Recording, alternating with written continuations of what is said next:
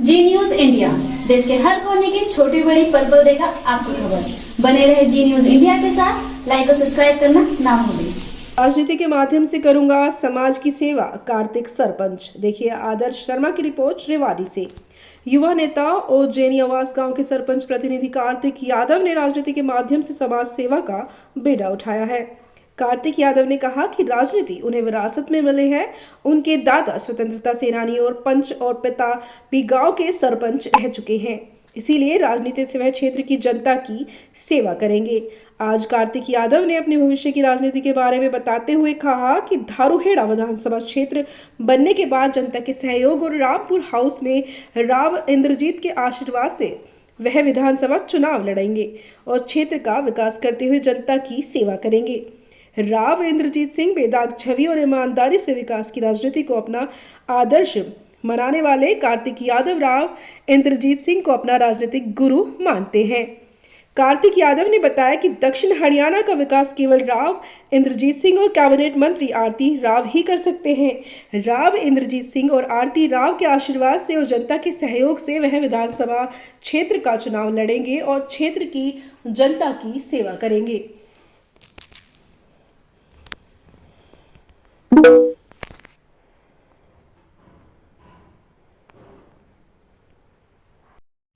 कार्तिक जी, आप युवा सरपंच प्रतिनिधि हैं।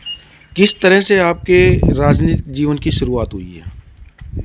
सबसे पहले आदर्श जी, आपको नमस्कार और आपके दर्शकों को सबको मैं नमस्कार करना चाहता हूं। उसके बाद मैं आपको बताना चाहता हूं 2 साल पहले मुझे सरपंच बनने का मौका मिला। उसके बाद 2 महीने के बाद हमारी कोई डीसी साहब से और भी हमारी कुछ मांगे थी सरपंचों की, तो उसमें मैंने कुछ मांगे अच्छे ज़ोर शोर से उठाई। तो उसके बाद सरपंचों ने बोला कि आप प्रधान बन सकते हो और हमारी आवाज़ उठाओ। तो उसके बाद सरपंचों की मीटिंग हुई और सर्वसहमति से मुझे धाड़ा सरपंच एसोसिएशन का प्रधान बनने का मौका मिला। उसके ही 2 महीने बाद ऊपर वाले की किस्मत से हमें एक ट्रक यूनियन है हमारे गांव में, 7 गाँव में ट्रक यूनियन है 30 साल पुरानी। उसका ट्रक यूनियन के मेरे पिताजी को प्रधान बनने का मौका। आपकी शिक्षा और राजनीतिक जीवन में क्या क्या उपलब्धियां रही हैं?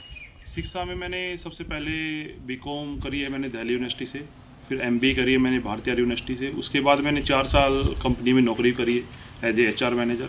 तो 4 साल कंपनी में नौकरी करने के बाद जैसी नौकरी कर रहा था उसमें ही मुझे सरपंच बनने का मौका लगा। तो उसके बाद मैंने कंपनी से जॉब से रिजाइन दे दिया। अब मैं लोगों की सेवा में और जन सेवा में ही लगा हुआ हूँ।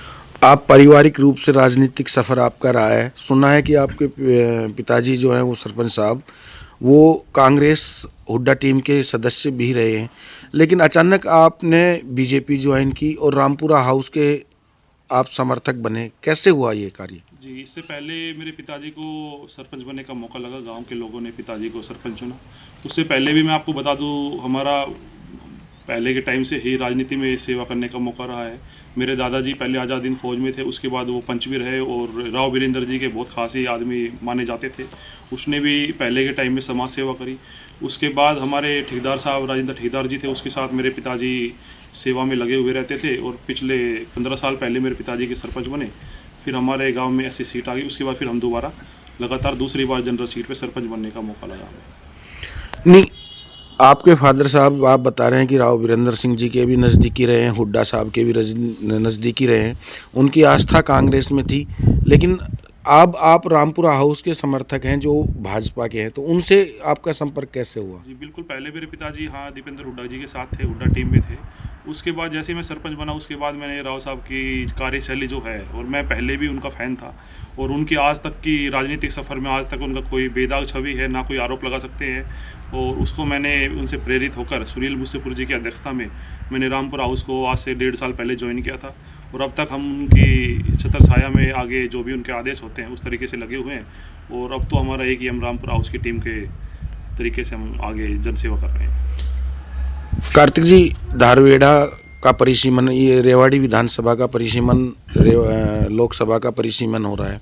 सुनने में यहाँ तक आया है कि धारूहेड़ा को अलग विधानसभा क्षेत्र बनाया जा सकता है, और मैंने देखा भी है पिछले कुछ दिनों से आपके दिवाली पे भी, नववर्ष पे भी अब होर्डिंग लगे हुए हैं। तो क्या इरादा है कि आप आगे राजनीति में क्या भविष्य तलाश रहे हैं? देखो, आगे राजनीति का तो नहीं, मैं तो एक ही टारगेट है अपने जन सेवा करते रहो। आगे जो भी किस्मत में होगा हम करते रहेंगे। आगे, लेकिन आगे जो भी मौका लगेगा हम करेंगे नहीं। अभी भी जैसे हम सरपंच बने, फिर सरपंचों के प्रधान बने, अब ट्रक यूनियन के प्रधान बने, हमारा तो अभी भी लोगों की सेवा करना ही टारगेट है। आगे कभी मौका लगा तो ज़रूर उस पर हिस्सा करेंगे। अभी पिछले दिनों लोकसभा चुनावों में मैंने देखा था कि मैं खुद यहाँ खबर करने के लिए आया था। जो ट्रक यूनियन थी उसमें आपने लगभग 40 से 45 गाँव के सरपंचों को इकट्ठा करके राव इंद्रजीत सिंह को समर्थन दिया था। तो क्या युवा सोच के साथ एक नई राजनीति की शुरुआत करने जा रहे हैं? बिल्कुल, देखो हम अपने युवा जो भी आजकल टीम होती है अपनी, अगर जब आवाज़ उठाएंगे तो आगे रहता है। और ट्रक यूनियन में हमारे राव साहब का प्रोग्राम हुआ था और मानो कि रेवाड़ी गुड़गांव में सबसे टॉप प्रोग्रामों में से एक था। उसमें 7 गाँवों की पंचायत थी, साथ में हमारे 42 सरपंच मौके पे आए थे और उन्होंने सारा समर्थन दिया था। और 42 सरपंचों के साथ जब रिजल्ट आया तो हमारे धाड़ ब्लॉक के 43 गाँव में राव साहब की जीत हुई थी। अभी आप सरपंच प्रतिनिधि हैं, तो गाँव में किस तरह का विकास चल रहा है? हमारे गांव में अभी अगर हम देखेंगे तो मैं पूरे गांव में सिविल लाइन का कार्य चल रहा है और आगे हीरो कंपनी तक जो भी निकासी वहां तक होगा, 2 करोड़ का वो प्रोजेक्ट है, वो हीरो कंपनी के द्वारा कराया जा रहा है। साथ में हमारे गांव में कैमरे लग चुके हैं, डस्टबिन लगाए गए हैं सफाई स्वच्छ अभियान के तहत। और भी विभिन्न कार्य चल रहे हैं, जैसे कि हमारे शमशान घाट में अभी मैंने 30 लाख का काम करा है, टाइल लगाई है, पेंटिंग हुई है। आंगनवाड़ी बच्चों के लिए जो प्ले स्कूल था उसको बहुत अच्छे से कार्य करा के हम नया बनवाया है, एक दूसरी आंगनवाड़ी उसका भी। और साथ में हमने स्कूल में कैमरे लगाए हैं और हमारी मंदिर में थोड़ी विशेष आस्था है, इसलिए पूरे गांव के सहयोग से अभी गांव में जस्ट कुछ दिनों पहले ही शनि मंदिर का उद्घाटन हुआ। कार्तिक जी, जब आदमी राजनीतिक क्षेत्र में उतरता है तो एक उनके राजनीतिक गुरु होते हैं, तो आप क्या मानते हैं, आपके राजनीतिक गुरु कौन रहे हैं और क्या प्रेरणा ली है? देखो, अभी मेरा जब से मैं ज़्यादा नहीं 2 साल से ही राजनीति में और जनसेवा में आया हूँ, तो मैं हमारे नेता, देखो अभी हमारे सबके नेता राव इंद्रजीत सिंह है और राव इंद्रजीत जी का एक ही टारगेट रहता है, विकासशील कार्य करना और भी साफ छवि से लोगों की सेवा करना और लोगों के विकास कार्य कराना।